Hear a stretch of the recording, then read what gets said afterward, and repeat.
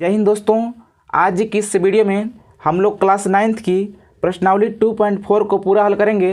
दोस्तों इससे पहले हमने प्रश्नावली 2.1, 2.2 और 2.3 की वीडियो बना रखी है। अगर आपने नहीं देखा है तो उस वीडियो को प्लीज़ देख लीजिए, क्योंकि उस वीडियो में आपको बहुपद के बारे में बेसिक जानकारी मिलेगी और अगर आप बेसिक जानेंगे तो आप एडवांस भी आसानी से समझ पाएंगे। सो फ्रेंड्स, उस वीडियो का लिंक यहाँ पे आई बटन मिल जाएगा, इस पर क्लिक करके देख सकते हैं। अगर नहीं देखेंगे तो कोई बात नहीं, इससे भी आप देखिए, क्योंकि आपको पता होगा कि मैं अपनी वीडियो में किसी भी सवाल के बारे में बहुत ही बेसिक से लेकर के एडवांस तक की बातों को एक्सप्लेन करता हूँ, ताकि आपको कोई भी कन्फ्यूजन ना रह जाए। तो फ्रेंड्स, इन सभी सवालों को मैंने एक पेज पर लिख लिया है, ताकि सवालों को देखना और आपको समझाना आसान होता है। अगर किताब रहती है तो किताब में थोड़ी सी दिक्कत आती है, क्योंकि किताब को इधर उधर करना पड़ता है। सो फ्रेंड्स, यहाँ पे हमने सारी सवालों को लिख लिया है और आपको मैं बारी बारी सभी सवालों को लगा करके दिखाऊंगा और आपको समझाऊंगा। दोस्तों यहाँ पर पहला सवाल है, बोला है बताइए कि निम्नलिखित बहुपदों में से किस बहुपद का एक गुणनखंड x+1 है। यानी कि दोस्तों यहाँ पर आपके पास कुल 4 ठो सवाल है, यानी कि 1, 2, 3, 4। और दोस्तों ये पूछा है कि आप ये बताइए कि इन चारों में से किस बहुपद का एक ठो गुणनखंड x+1 है। अब दोस्तों आपको चेक करके बताना है कि इन चारों में से किस बहुपद का गुणनखंड एक ठो x+1 होगा। दोस्तों इसका बहुत सिंपल तरीका है। आप क्या करेंगे, जिस प्रकार आपने प्रश्नावली 2.3 में क्या किया था कि आप यहाँ रख रहे थे कि x+1 के बराबर 0, यानी कि इसके बराबर आप 0 मान लेंगे तो क्या होगा, x का मान निकल जाएगा -1, क्योंकि अगर इधर है +1, अगर आप इसको लाएंगे इधर हो जाएगा -1। इस प्रकार से x का मान हो गया -1। अब दोस्तों जो x का मान -1 है, तो आप x का मान चारों के चारों बहुपद में रखेंगे। दोस्तों जिसका मान 0 आ जाएगा उसका गुणनखंड x+1 होगा, और जिसका 0 नहीं आएगा उसका मान मतलब एक गुणनखंड x+1 नहीं होगा। तो चलिए रखते हैं पहले वाले बहुपद में। पहला वाला बहुपद दोस्तों यानी कि px बराबर x³ + x² + x+1। दोस्तों px बोलते हैं बहुपद को, यानी कि किसी बहुपद के पहले आप px लिख सकते हैं। अब दोस्तों यहाँ पर हम लोग को रखना है x के स्थान पे -1। ऐसा क्यों कर रहे हैं, क्योंकि अगर x के स्थान पे -1 रखेंगे, अगर इस बहुपद का मान 0 हो जाएगा तो हम लोग समझेंगे कि इसका एक ठो गुणनखंड x+1 है। यहाँ पर x था, हमने रख लिया -1, घाते 3 है, प्लस यहाँ -1 घात में 3, और यहाँ पर x है तो -1 और ये वाला +1। अब दोस्तों अगर आप -1 का क्यूब करेंगे तो आपका आएगा -1, और यहाँ पर अगर -1 का स्क्वायर करेंगे, दोस्तों यहाँ पर स्क्वायर है, अगर स्क्वायर करेंगे तो आपका आएगा +1, क्योंकि क्यू का मतलब होता है कि -1 -1 -1 3 बार गुणा करेगा। और दोस्तों यहाँ पर 1 एकम 1 1 एकम 1 और minus minus plus plus minus minus हो गया होगा। और दोस्तों अगर 2 बार करेंगे यानी स्क्वायर वाले में तो माइनस माइनस प्लस और 1 एकम 1, इस प्रकार से इतना बचता है। और दोस्तों ये वाला -1 और ये वाला +1, इस प्रकार दोस्तों यहाँ पे माइनस प्लस कट जाएगा इस प्रकार से, और यहाँ पर इसका मान 0 हो गया। यानी कि यहाँ इस बहुपद में x के स्थान पे -1 रखने पर इसका मान 0 हो गया। तो कहने का मतलब ये है कि अगर आप इसका गुणनखंड करेंगे तो उसमें से एक ठो x+1 आएगा। यानी कि अगर जिसका बहुपद का मान 0 आ जाता है तो आप बोलेंगे कि इस बहुपद का एक गुणनखंड x+1 होगा। अब दोस्तों रखते हैं दूसरे वाले में। दूसरा वाला है कितना दोस्तों, px बराबर x⁴ + x³ + x² + x+1। दोस्तों इसमें क्या करेंगे, यहाँ रखना है दोस्तों कितना, -1, यानी कि चारों में क्या रखना है, -1 ही रखना है। तो यहाँ पे रखेंगे -1 का घाते 4 और प्लस -1 की घाते 3 प्लस -1 स्क्वायर प्लस -1 और ये वाला +1। दोस्तों इसके घात में 4 है तो इसका हो जाएगा +1। दोस्तों एक बात ध्यान रखिएगा कि अगर 1 के घात में यानी कि -1 के घात में सम रहेगा तो +1 आएगा, अगर -1 के घात में विषम रहेगा तो क्या होगा, -1 आएगा। तो इस प्रकार से इसके घात में सम है यानी 4 है तो +1 आएगा, और यहाँ पे -1 आएगा, और इसका +1, और यहाँ पे -1 +1। इस प्रकार से माइनस प्लस और यहाँ माइनस प्लस कट गया और एक बच गया, यानी कि यहाँ पर पी और यानी कि यहाँ पर इसका मान 0 नहीं आया, कितना आ गया, 1 आ गया। तो दोस्तों आप बोलेंगे कि इस बहुपद का एक गुणनखंड x+1 नहीं होगा। दोस्तों इसमें नहीं होगा और इसमें हो रहा था। अब दोस्तों इस प्रकार से देखेंगे सवाल नंबर तीसरा में। दोस्तों उम्मीद है कि आप तीसरा वाला कर लेंगे। आपको थोड़ा सा दिक्कत आएगा चौथा में। चलिए मैं समझाता हूँ आपको चौथा वाला सवाल।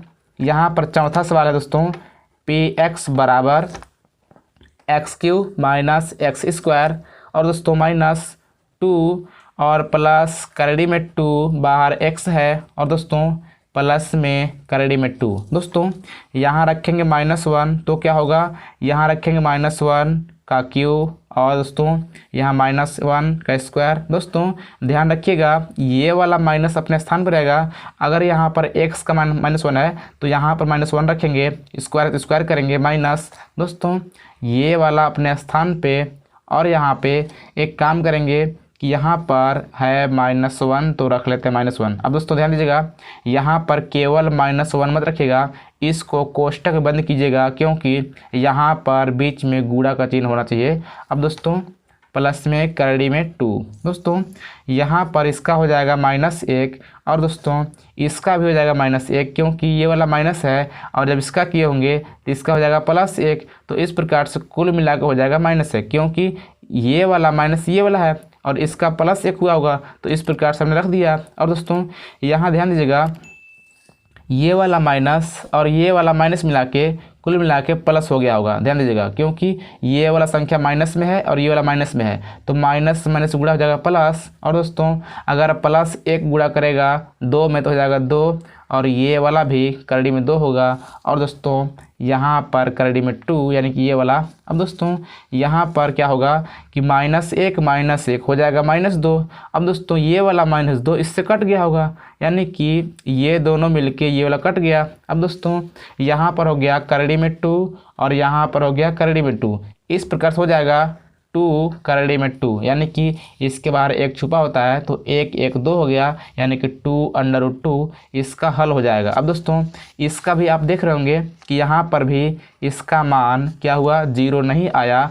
तो आप बोलेंगे कि इस बहुपद के लिए भी, यानी कि इस बहुपद का गुणनखंड भी x+1 नहीं होगा।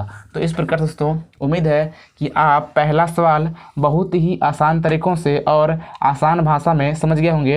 अब दोस्तों यहाँ पर अगला सवाल है, बोला है गुणनखंड प्रमेय लागू करके बताइए कि निम्नलिखित स्थितियों में प्रत्येक स्थिति में g(x) और px का एक गुणनखंड है या नहीं है। यानी कि दोस्तों यहाँ पर एक ठो बहुपद दिया है जिसको बोला है px और एक ठो और है जिसको बोला है gx। अब दोस्तों ये बोला है कि आप ये बताइए कि जो gx है px का एक ठो गुणनखंड है कि नहीं है, यानी कि सेम पहला की तरह ही है। जिस प्रकार से यहाँ बोला था कि ये वाला इसका गुणनखंड है कि नहीं है, तो यहाँ भी सेम बात बोला है कि ये वाला जो है इसका गुणनखंड है कि नहीं है। तो यहाँ पर भी x का मान निकाल करके और इसमें रखेंगे। अगर इसका मान 0 हो जाएगा तो बोलेंगे गुणनखंड है, अगर नहीं आएगा 0 तो बोलेंगे नहीं है।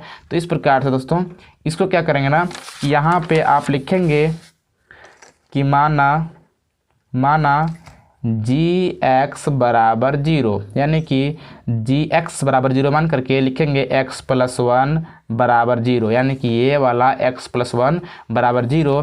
इस प्रकार से x का मान हो जाएगा -1। अब दोस्तों इस x का जो मान आया है -1, तो इसका मान आप इसमें रखेंगे, यानी कि जहाँ जहाँ पे x है वहाँ रखेंगे -1। अगर इसका मान 0 आ जाएगा तो बोलिएगा कि ये वाला इसका गुणनखंड है। अगर 0 नहीं आएगा तो आप बोलिएगा कि ये वाला इसका गुणनखंड नहीं है। यानी कि दोस्तों आपका लिखने का तरीका ऐसा होना चाहिए कि जो gx है, यानी कि gx px का एक गुणनखंड है। यानी कि अगर 0 आ जाएगा तब लिखिएगा कि gx px का एक गुणनखंड है। अगर 0 नहीं आएगा तो लिखिएगा कि gx px का गुणनखंड नहीं है। अब दोस्तों इसी प्रकार से आप सबको कर सकते हैं, क्योंकि सबके सब आसान है, कोई दिक्कत नहीं है। इसका मान हो जाएगा x बराबर -2, तो जहाँ पे रहेगा x वहाँ रखेंगे -2, आपका हो जाएगा आंसर। इसी प्रकार से अगर इसका मान निकालेंगे तो इसका मान हो जाएगा दोस्तों कितना हो जाएगा +3, क्योंकि अगर इधर है -3, अगर ये गया होगा 0 उस साइड तो हो गया होगा प्लस में। इस प्रकार से इसका मान हो जाएगा x का मान +3। अब दोस्तों जहाँ जहाँ x है वहाँ रखेंगे +3। आप देखिएगा कि अगर इसका आंसर 0 आएगा तो बोलिएगा कि गुणनखंड है, नहीं आएगा तो नहीं है। दोस्तों उम्मीद करता हूँ कि आप बहुत ही आसान तरीक़ों से समझ पा रहे होंगे। अगर आपको नहीं आ रहा है समझ में तो कमेंट कर दीजिएगा, मैं इस वीडियो को आपको दोबारा लगा करके भेज दूंगा। दोस्तों सवाल नंबर 3 को मैं आपको लगा करके समझाऊंगा। यहाँ पे सवाल है, बोला है k का मान ज्ञात कीजिए जबकि स्थितियों में से प्रत्येक स्थिति में x-1 p का एक गुणनखंड हो। यानी दोस्तों ये बोला है कि सबका, यानी कि यहाँ पर जो 4 ठो बहुपद है, बोला है कि चारों बहुपदों का एक गुणनखंड x-1 है। आपसे पूछा नहीं है कि है कि नहीं है, ये बता रहा है कि है, तो आपको यहाँ पे k का मान ज्ञात करना है। अब दोस्तों अगर ये बताइए कि अगर इन चारों बहुपदों का गुणनखंड x-1 है, तो कहने का मतलब कि अगर इसका मान इसमें रखा होगा तो इसका मान 0 हो गया होगा ना। तो इसी प्रकार से आप लिखेंगे कि यदि x-1 px का एक गुणनखंड है तो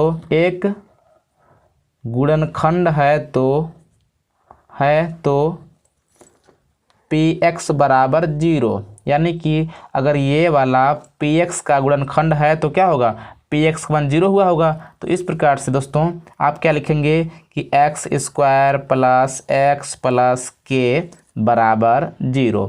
दोस्तों ये सवाल पहला है, तो इस प्रकार से लिख लेंगे। अब दोस्तों यहाँ पर अगर आप मान निकालेंगे तो x का मान निकल जाए कितना, x-1 के बराबर 0 मानेंगे तो कितना हो जाएगा, x बराबर +1। अब दोस्तों जहाँ जहाँ पर x है वहाँ रखेंगे +1 और आपका निकल जाएगा k का मान। दोस्तों 1 का स्क्वायर करेंगे तो 1 ही होगा, और +1 + k बराबर 0। इस प्रकार से 1 1 2 हो जाएगा, प्लस k बराबर 0। k बराबर इधर है +2, अगर आप इसको लाएंगे इस साइड तो हो जाएगा -2। इस प्रकार से k का मान निकल गया -2। ये सवाल इतना आसान है, उम्मीद है कि आपको बहुत ही आसानी से समझ में आ गया होगा। अब दोस्तों इसी प्रकार से करते हैं सवाल नंबर 2 को, यानी कि यहाँ पर भी x के स्थान पे आपको रखना है x+1, क्योंकि ये जो मान निकला है x का मान सबके लिए है, क्योंकि यहाँ बोल दिया है कि प्रत्येक स्थिति में, यानी कि चारों के लिए है ये वाला। तो क्या होगा, आप यहाँ रखेंगे 2x² + kx + करड़ी में 2 बराबर 0। दोस्तों ये सवाल नंबर 2 है, ये वाला है। दोस्तों यहाँ पर भी जहाँ पे x है वहाँ रखेंगे 1। तो इस प्रकार से दोस्तों हो जाएगा करड़ी में 2 बराबर 0। दोस्तों अगर 1 का स्क्वायर करेंगे तो 1 ही होगा, और यहाँ पे जब 1 गुणा करेगा 2 में तो कुल मिला के 2 एकम 2 हो जाएगा, प्लस यहाँ पर जब 1 गुणा करेगा k में तो बचेगा k, और प्लस करड़ी में 2 बराबर 0। दोस्तों यहाँ पर क्या होगा कि k बराबर ये सबको लाएंगे इस साइड तो हो जाएगा दोस्तों कितना हो जाएगा हो जाएगा माइनस में 2 और माइनस में करड़ी में 2, क्योंकि ये वाला है प्लस में, अगर इसको लाएंगे इधर हो जाएगा माइनस में, ये वाला है प्लस में, इसको लाएंगे इधर हो जाएगा माइनस में। इस प्रकार दोस्तों इन दोनों माइनस है तो माइनस का कॉमन लेके इसको अंदर लिख सकते हैं 2 प्लस करड़ी में 2। इस प्रकार से आपका हो जाएगा के का मान। दोस्तों इस प्रकार से आपको ये सवाल भी एकदम आसानी से आ गया होगा। अब देखते हैं सवाल नंबर तीसरा। दोस्तों सवाल नंबर तीसरा मैं नहीं लिखता हूँ क्योंकि ये वाला भी बिल्कुल आसान है और इसी प्रकार से ये वाला तो सबसे आसान है, क्योंकि यहाँ पर अगर आप 1 रखेंगे तो हो जाएगा के, यानी कि 1 से जब गुणा करेगा के तो के बचेगा, और यहाँ हो जाएगा दोस्तों कितना -3, क्योंकि 3 एकम 3 हो जाएगा। अब दोस्तों यहाँ पर एक ठो और के है तो ये वाला के और ये वाला के मिला कर 2 के हो जाएगा। दोस्तों चलिए मैं इस सवाल को हल करके आपको दिखाता हूँ। यानी कि सवाल है दोस्तों कितना, kx² - 3x + k = 0। दोस्तों यहाँ पर रखना है 1, रख लिया हमने, 1 + k = 0। दोस्तों इसका हो जाएगा k - 3 + k = 0। दोस्तों k और k हो जाएगा 2k बराबर, इधर है -3, अगर ये आएगा इधर हो जाएगा +3। इस प्रकार से k का मान हो जाएगा 3 और ये वाला गुणा में अगर इसको लाएंगे इधर तो हो जाएगा बट्टा में। इस प्रकार से k का मान हो जाएगा दोस्तों 3/2। दोस्तों उम्मीद करता हूँ कि आपको ये वाला भी एकदम आसानी तरीके से आ चुकी है। अगर आई हो तो अब तक अगर आपने इस वीडियो को लाइक नहीं किया है तो प्लीज़ लाइक करें, चैनल को सब्सक्राइब कर लीजिए और बेल आइकन भी प्रेस कर लीजिए, क्योंकि इसी तरह से वीडियो आपको मिलते रहेंगे। सो फ्रेंड्स अब देखते हैं सवाल नंबर चौथा। दोस्तों सवाल नंबर चौथा भी वेरी इंपॉर्टेंट क्वेश्चन है और दोस्तों ये है गुणनखंड। अगर आपने क्लास 8 में अगर ध्यान से पढ़ी है तो आपको ये सवाल एकदम आसान तरीक़ों से आ जाएगा। अगर नहीं पढ़ा है कोई बात नहीं, इस वीडियो को देखिए तब भी आपको आ जाएगा। सो फ्रेंड्स यहाँ पर पहला गुणनखंड है, कितना है दोस्तों, 12x² - 7x + 1। दोस्तों यहाँ क्या करते हैं ना कि अगर आपके पास कुछ इस प्रकार का गुणनखंड होता है तो इसका गुणा कराते हैं इससे, यानी कि जो x² के बगल में संख्या होता है इसका गुणा कराते हैं दोस्तों किससे, लास्ट वाले से, यानी कि अचर पद से। अब दोस्तों अगर 12 गुणा करेगा 1 में तो कितना हो जाएगा, यानी कि 12 एकम 12। अब दोस्तों आपके पास जैसे ये वाला संख्या 12 मिल गया तब आपको यहाँ पर चिन्ह देखना है, क्या चिन्ह है, प्लस का। अब दोस्तों प्लस का मतलब होता है जोड़, क्या होता है, जोड़। अब दोस्तों आपको ये सोचना है कि इस 12 का ऐसा खंड करें कि गुणा करें तो 12 आए, यानी कि आपको ये सोचना है कि इस 12 का 2 ठो ऐसा खंड करें कि अगर उन दोनों का गुणा करें तो गुणा करने पर 12 आना चाहिए, लेकिन जोड़ें, यानी कि इस चिन्ह की वजह से मैं कह रहा हूँ कि जोड़ें तो बीच वाला यानी कि 7 आना चाहिए। अब दोस्तों आपको पता है कि 3 और 4 होगा, क्या होगा, 3 और 4, क्योंकि अगर 3 और 4 का गुणा कराएंगे तो 3 चौको 12 हो जाएगा, और अगर आप 3 और 4 को जोड़ेंगे तो 3 4 कितना हो जाएगा, 7 हो जाएगा। अब दोस्तों इसी प्रकार से यहाँ पर आप लिखेंगे 12x² अपने स्थान पे। अब दोस्तों जो 7 लिखना है, 7 को आपको ये इस फॉर्म में लिखना है, यानी कि जो 3 और 4 मिला है आपको इसी प्रकार से लिखना है। तो आप लिखेंगे -3x -4x और ये वाला +1 अपने स्थान पे, यानी कि जो किनारे किनारे होता है इसको कुछ भी नहीं करना होता, ये वाला अपने स्थान पे रहता है, लेकिन जो बीच में होता है इसको आप लोग इस प्रकार से सोच करके आप बनाते हैं। दोस्तों इसका मिल गया 4 और 3, तो इस प्रकार से आप लिखेंगे 3x और 4x। अब दोस्तों आप बोलेंगे कि यहाँ पर आप लिखे थे जोड़ने पाना चाहिए 7, लेकिन यहाँ तो आप लिखे हैं माइनस। लेकिन दोस्तों आपको पता होगा कि अगर आप दोनों माइनस करेंगे तो अगर कोई भी संख्या दोनों होता है माइनस तो माइनस माइनस जोड़ते हैं। अब दोस्तों यहाँ पे हमने माइनस और माइनस इसलिए लिखा है क्योंकि यहाँ -7x है, तो यहाँ जो -7x है यहाँ अगर जोड़ेंगे आप तो माइनस माइनस माइनस होगा और 4 और 3 7x हो गया, यानी कोई फ़र्क नहीं पड़ेगा। तो आपको ख्याल रखना है कि कोई फ़र्क भी नहीं पड़ना चाहिए। अगर आपने यहाँ प्लस प्लस किया होता तो यहाँ प्लस के साथ होता, जो कि यहाँ माइनस है, तो उल्टा ना हो जाता। अगर यहाँ माइनस है तो माइनस ही होना चाहिए, तो इस बात का भी ख्याल आपको रखनी है। सो फ्रेंड्स, अब क्या करेंगे कि अब आप यहाँ बनाएंगे जोड़ा कुछ इस प्रकार से। अब दोस्तों ये देखना होता है कि इस जोड़ा में कॉमन किसका है। कॉमन का मतलब होता है कि कौन सी संख्या दोनों में है। अब दोस्तों आपको दिखाई दे रहा होगा कि दोनों में 3 है, क्योंकि 3 चौका 12 होता है और यहाँ पे 3 ये है। और दोस्तों इन दोनों में x भी दिखाई दे रहा है, तो यहाँ पर x भी निकाल लेंगे। अब दोस्तों जो निकालते हैं इससे भाग देते हैं इसमें, तो कितना हो जाएगा 3 चौका 12। और दोस्तों एक्स स्क्वायर का मतलब होता है कि 2 ठो x है, और यहाँ पे 1 ठो निकल गया है तो 1 ठो बचेगा। और दोस्तों माइनस यहाँ पर 3 था तो कितना होगा 3 एकम 3, एक लिखिए चाहे मत लिखिए कोई फर्क पड़ता नहीं है। अब दोस्तों यहाँ पे कितना है, यहाँ पे x है जो कि हमने निकाल लिया है, तो x तो ख़त्म हो गया, यानी 3 एकम 3 हो जाएगा। इस प्रकार दोस्तों कितना हो गया 4x - 1। अब दोस्तों यहाँ पर है -4x + 1, लेकिन दोस्तों आपको ये भी सोचना होता है कि यहाँ पर जो कोष्टक में आएगा यहाँ पर भी इसके बराबर ही आना चाहिए। तो मैं क्या करता हूँ ना कि इसमें कॉमन लेता हूँ -1 का, क्योंकि किसी और चीज़ का कॉमन तो है ही नहीं है, किसका है 1 का है। लेकिन दोस्तों यहाँ पर आप लेंगे -1 का, अगर आप माइनस लेंगे तो माइनस का हो जाएगा प्लस और प्लस का हो जाएगा माइनस। तो इस प्रकार से ये दोनों मिल जाएंगे। दोस्तों अगर ये दोनों मिलेंगे तब भी आप समझिएगा कि आपका सवाल सही हो रहा है, अगर नहीं मिलेंगे तो आपका सवाल कहीं ना कहीं गलत हो रहा है, आप ऐसे समझिएगा।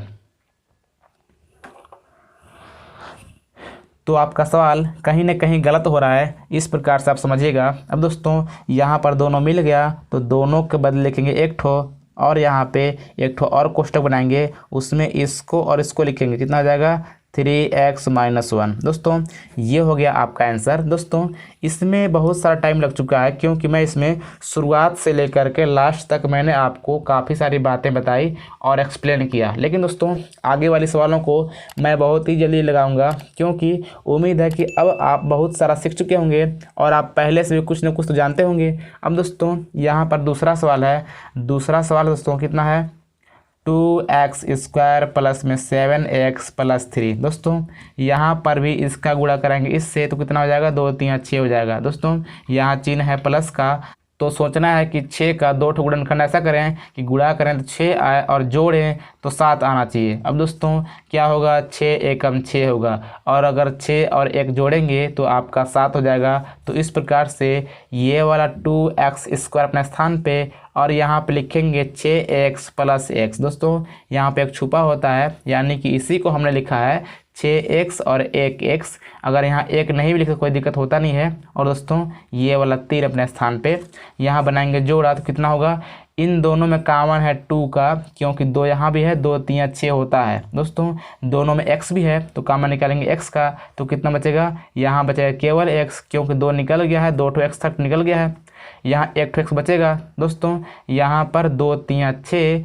1 ठो x था हमने निकाल लिया है, यानी कि ये वाला दोनों में से निकलता है। तो इस प्रकार से यहाँ पे 1 ठो x था, यहाँ निकल गया तो x तो खत्म हो गया, 2 3 6 बचेगा। इस प्रकार दोस्तों यहाँ पर x है और यहाँ पर 3 है, यानी कि इन दोनों में कुछ भी नहीं मिल रहा है। दोस्तों जहाँ कुछ भी नहीं मिलता वहाँ पे 1 मिलता है, तो इस प्रकार से 1 निकालेंगे तो हो जाएगा x + 3। दोस्तों यहाँ पर भी दोनों मिल गया, तो क्या होगा, दोनों के बदले लिखेंगे 1 ठो और 1 ठो और कोष्टक बनाएंगे, उसमें इसको और इसको लिखेंगे, कितना लिखेंगे 2x + 1। दोस्तों ये हो गया आपका आंसर। इसी प्रकार दोस्तों यहाँ पर सवाल नंबर तीसरा है, जो कि उम्मीद है कि अब आप सवाल नंबर तीसरा कर लेंगे। मैं आपको थोड़ा सा समझा देता हूँ। दोस्तों यहाँ पर 6 छक्का 36 हो जाएगा, और दोस्तों यहाँ माइनस है, तो आपको समझना है कि घटाने पर आना चाहिए 5, यानी कि 36 का 2 ठो गुणनखंड ऐसा करें कि घटाएं, यानी गुणा करें तो 36 आना चाहिए, लेकिन घटाएं तो 5 आना चाहिए। आपको पता है कि 9 चौको 36 होता है, क्या होता है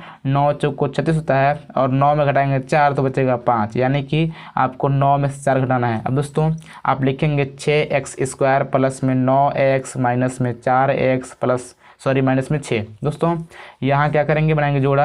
अब दोस्तों ये प्लस है, ये वाला माइनस है, क्योंकि प्लस माइनस घटेगा, जब 9x में से घटेगा 4x तो बचेगा प्लस में 5x। अब दोस्तों यहाँ पर कॉमन है कितने का 3x का, क्योंकि 3 दूना 6 होता है, 1 ठो x बचेगा। और दोस्तों यहाँ पर 3 3 9 होता है, 1 ठो x था हमने निकाल लिया है। दोस्तों यहाँ पर कॉमन लेंगे -2, क्योंकि हमने -2 इसलिए लिया है क्योंकि यहाँ पर हम लोग को लाना है प्लस। अगर आप यहाँ माइनस से कॉमन लेंगे तभी तो प्लस आएगा। इस प्रकार से 2 दूनी 4, ये वाला x बचेगा, और दोस्तों 2 3 6, माइनस माइनस प्लस।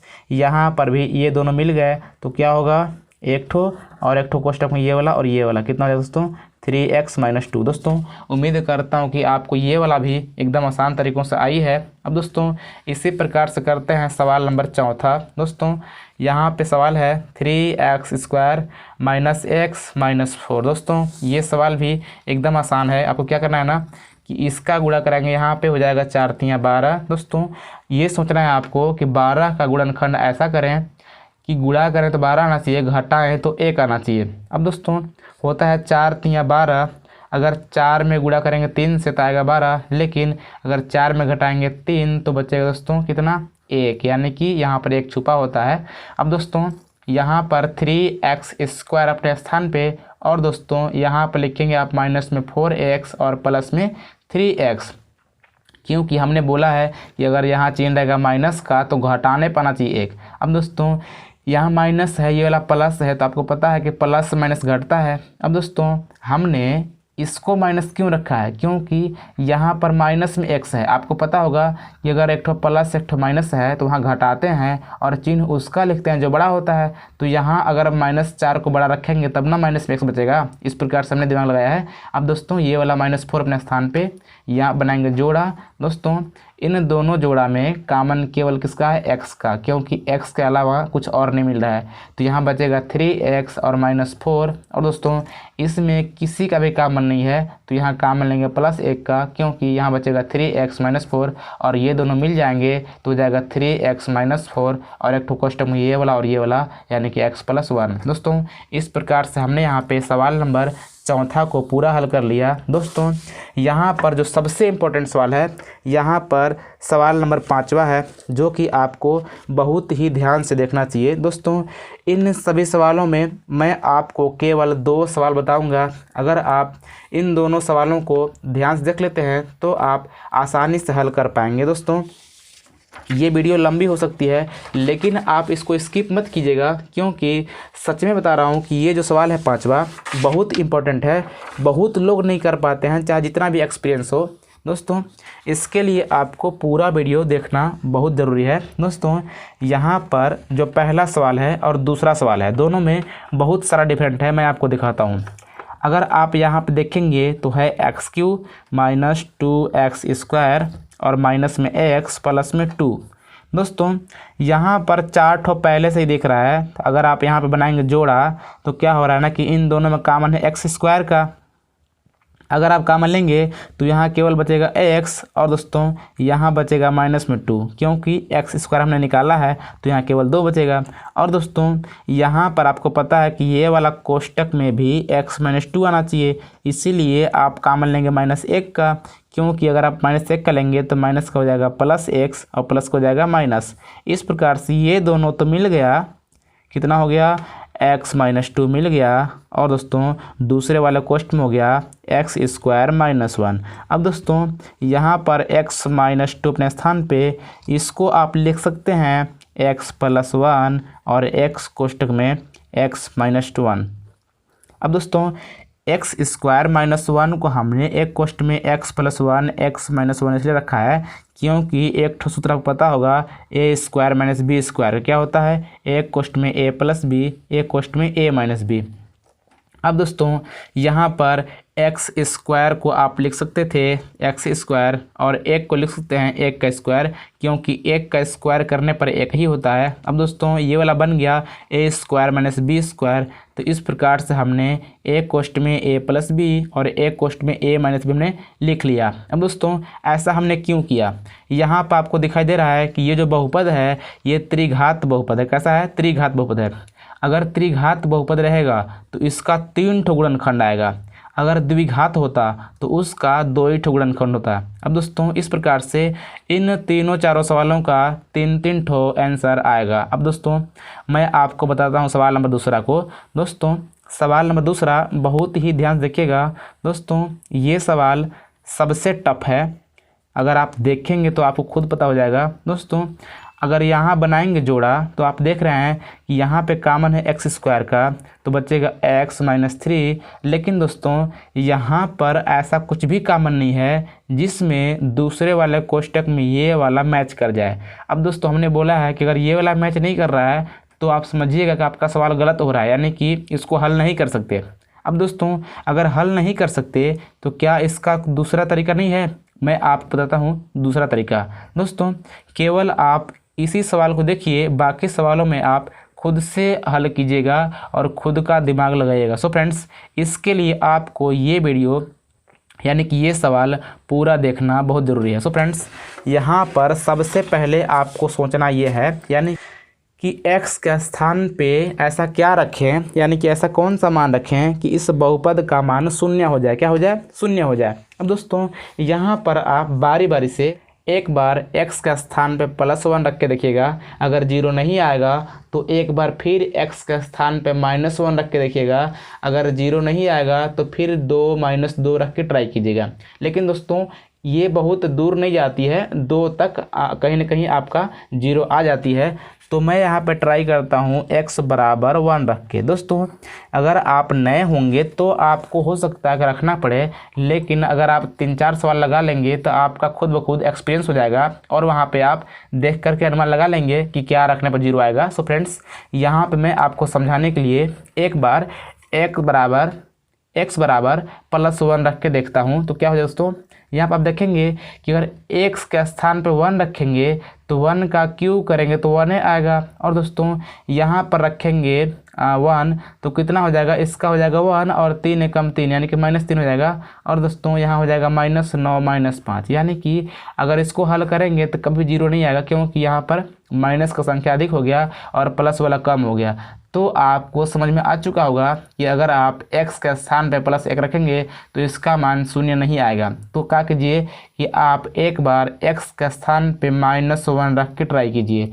तो आप लिखेंगे कि x बराबर -1 रखने पर, अब दोस्तों अगर x के स्थान पे -1 रखेंगे तो देखिएगा यहाँ पर हमने रख लिया -1, क्यू है तो क्यू करूँगा, और -3 यहाँ पर -1 स्क्वायर है तो स्क्वायर करेंगे, -9 और यहाँ पे तो दोस्तों -1 और -5। दोस्तों यहाँ पर -1 क्यों करेंगे तो -1 होगा, और दोस्तों यहाँ होगा -3 क्योंकि इसका हो जाएगा +1, जब +1 गुणा करेगा -3 से तो 3 एकम 3 हो जाएगा माइनस में। अब दोस्तों यहाँ माइनस हो जाएगा प्लस और 9 एकम 9। अब दोस्तों ये वाला -5 यहाँ पर आपको दिखाई दे रहा है कि -1 -3 -5, यानी कि माइनस माइनस जोड़ लेंगे तो कितना हो जाएगा?